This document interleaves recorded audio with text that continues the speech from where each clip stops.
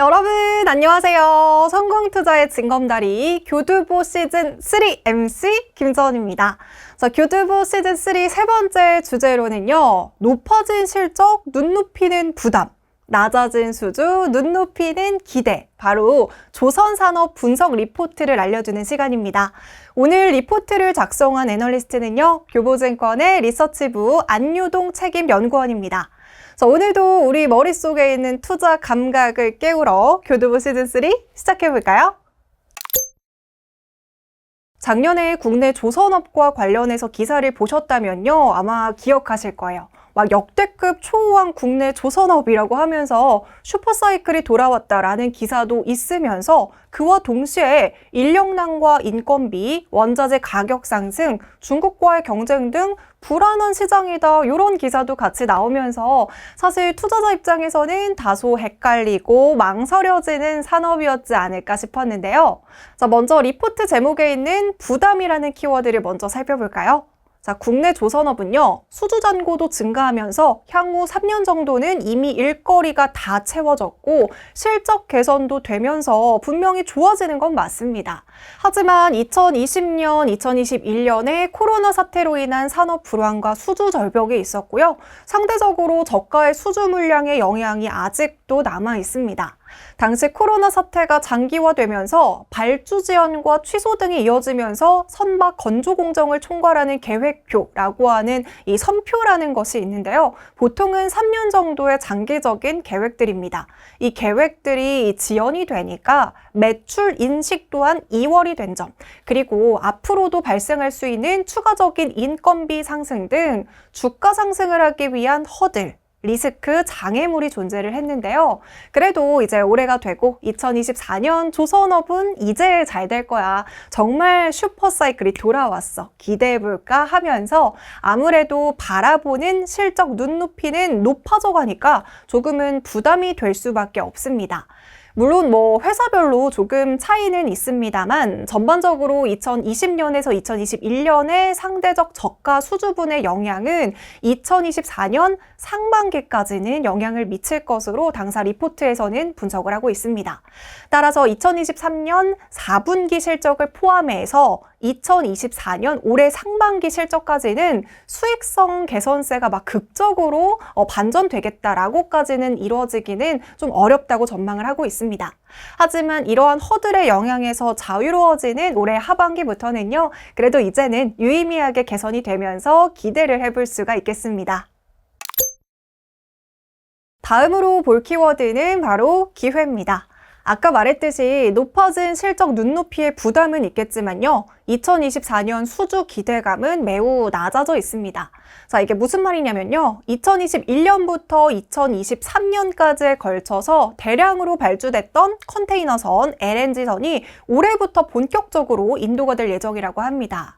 하지만 본 리포트에서는 올해도 제한된 공급 여건 하에서는 견조한 발주가 이어질 것으로 전망하기 때문에 현재 높은 수주 잔고는 계속 유지할 수 있을 것으로 전망하고 있습니다. 자, 그래서 아까 언급했던 2021년부터 23년까지의 대량으로 발주됐던 시기를 조금만 더 자세하게 이야기를 해보자면요. 2021년 각국의 강력한 통화 그리고 재정 정책의 영향과 백신 보급 등으로 굉장히 강한 경제회복 기조가 나타나면서 물동량의 급격한 증가로 이어졌습니다. 이 과정에서 컨테이너선 병목 현상이 발생했고요. 채선 비중 증가에 따른 공급 부족 현상이 심화되면서 컨테이너선의 대량 발주가 시작됐습니다. 2022년에는 러시아 우크라이나 전쟁에 따라서 천연가스 조달 방식이 PNG에서 LNG로 전환됨에 따라 이 LNG선이 대량으로 발주가 됐고요. 2023년에도 카타르 2차 프로젝트 물량을 포함한 LNG선 발주와 국제해사기구 선박 탄소 배출량 규제 강화에 따른 다수의 친환경 컨테이너선 발주가 이뤄졌습니다.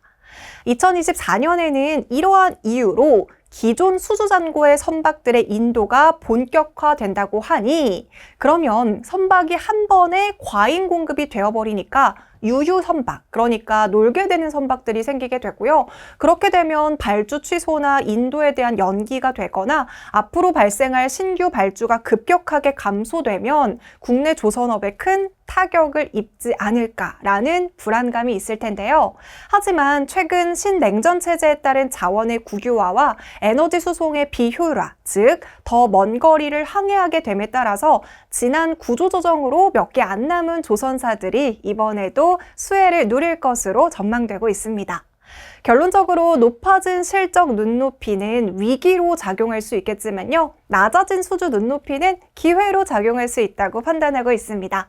그리고 조선주 주가의 향방은 수주 잔고의 증감과는 상관관계가 높기 때문에 위기보다는 기회라는 판단이라고 볼 수 있겠습니다.